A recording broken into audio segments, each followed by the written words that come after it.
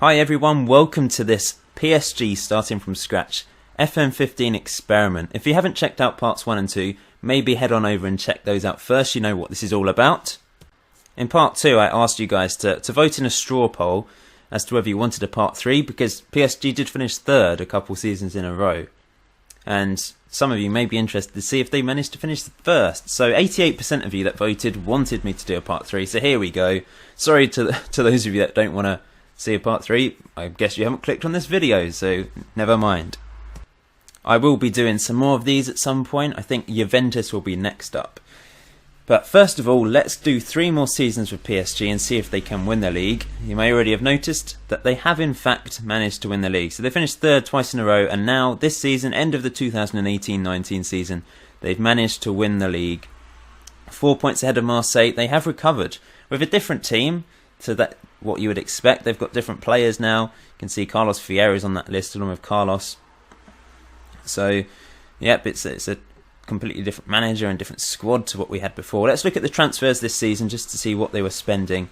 They only spent 21 million actually. This is the season they've spent the least of the last few years. 21 million for Carlos, who's a very good player on this game actually, I think.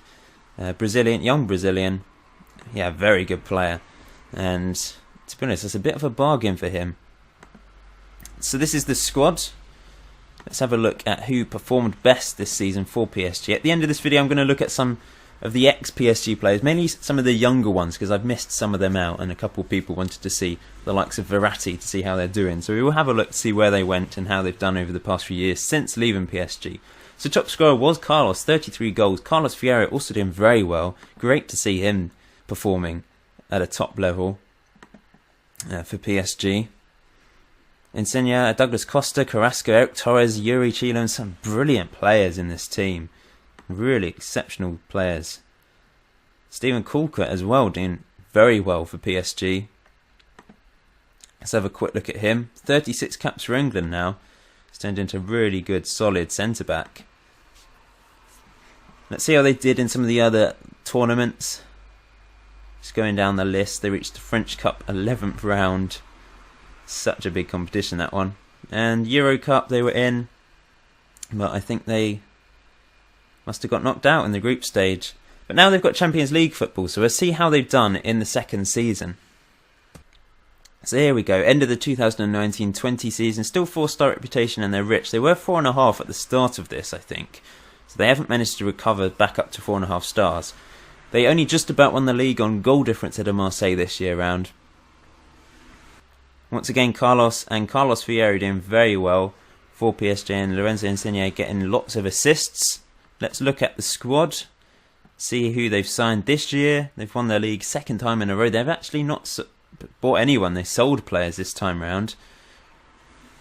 So they've managed to win the league without actually having to make any signings. Once again, Carlos with a huge number of goals, and Carlos Fierro as well. Eric Torres doing pretty well. Average rating wise, Carlos, Steven Coulcott at the top again, in Villa up there.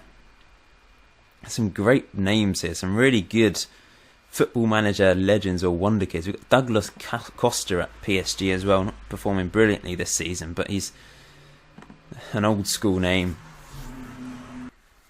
And this is the fixtures. They won the Champions Trophy.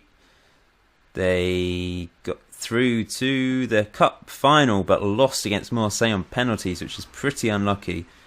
They must have got knocked out the Champions League, went into the Euro Cup and lost in the quarter-final. We'll look at some of the competitions in the last part, which I'm just about to do now.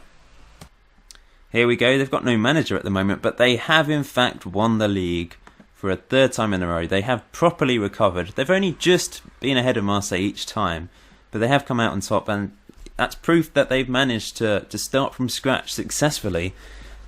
I suppose with a lot of money, that is helpful. Other teams in this series, the ones that did back in November and December, didn't quite recover quite the same as PSG did. But perhaps it's a bit more predictable that PSG have recovered because they are, in real life, just head and shoulders above most of the other teams in France nowadays because of the money that they have. Once again, though, they didn't sign any players, and the players they sold were all on frees, which is strange. The 3 seasons they've actually won it, they haven't spent much money. They they built for the future, didn't they? They spent a lot of money in the early days, back when they were relegated, and then the next couple of seasons, in their first 2 seasons back in League One, finishing third twice. And they spent money there in preparation to mount a challenge for the title over the last 3 years, and it's been successful. They've kept hold of this amazing squad. Carlos and Carlos Vieira have been incredible. Carrasco has been very good as well, the Belgian, looking at him. And he's a great player. He's a really great player on the game. Average rating wise, very strong from a lot of players, as you'd expect. Let's look at the schedule. We'll look at some of the major leagues and cup competitions around Europe just to see what's been happening out of interest. You can see they lost in the French Cup semi-final and in the semi-final of the Euro Cup. Let's just have a look at the Euro Cup then. Last 3 winners, Liverpool, Schalke and Chelsea. And the Champions League won by Arsenal, and Leverkusen twice have won it. That is a surprise. 4-3 against Man United in the last final. Bit random, but there we go. Well done to Leverkusen. They haven't actually won the league though. Bayern have dominated. And the English Premier Division has been a bit of a mix, but Man United heavily involved there. So this is Verratti. 1 goal in 8 games for Italy. It's not really ended too well for him since leaving PSG. He went to Sassuolo, and he's been there ever since. Been up and down between Serie A and Serie B. And he's developed into an okay midfielder. He looks quite good, but nothing spectacular. Leaving PSG, it's just not worked out for him. On the other hand, for this Lucas Digne, the French fullback, he's done pretty well. 55 caps for France. He's at Man City, but he didn't go there straight away. He went to Anderlecht on a free when he left PSG. Played there for 3 years before moving to Man City for 20.5 million. I've noticed a lot of, when we do these experiments, players, obviously a lot of players are released, meaning there's a lot of players that want a lot of money, but they sometimes have to change their wage boundaries and go down a level to get a club. For example, Daniel's gone to Anderlecht. We saw Verratti go to Sassuolo, but he's got stuck there. This is Adrien Rabiot, another guy that was at PSG at the start of this. Moved to Olympiacos on a free. Hasn't won a single French cap. So once again, it's not really ended too well for him. Looks quite average. Marquinhos, the Brazilian defender, 39 caps for Brazil. He's done pretty well. He actually went back to Brazil when he left PSG. Went back to Sao Paulo. What a waste of money for PSG, eh? 25 million, and then he's just released. And then Atletico signed him for 30 million. And he's had a good career there. Let's just look at some of the other players that we looked at before. They're obviously getting on a bit. Cavani's 34. He's still at Atletico. I assume Ibrahimovic must have retired by now. He's still on the game. He's a coach. Pastore's 31. He's at Juventus. 69 caps for Argentina. Thiago Silva, head of youth development. Is that... Well, he's not actually got a role. He's not got a job anyway. But that is his role. And lastly, we'll end it with David Luiz. 93 caps for Brazil. He's still at Liverpool. Quite funny, really.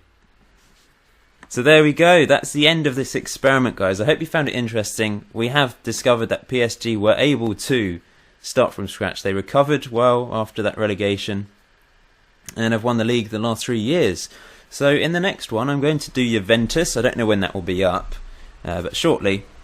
If you've got any other ideas for starting from scratch episodes, or perhaps for other FM15 experiments, just let me know in the comment section and I will see what I can do. Thanks for watching, guys. Please leave a like. I'll see you soon.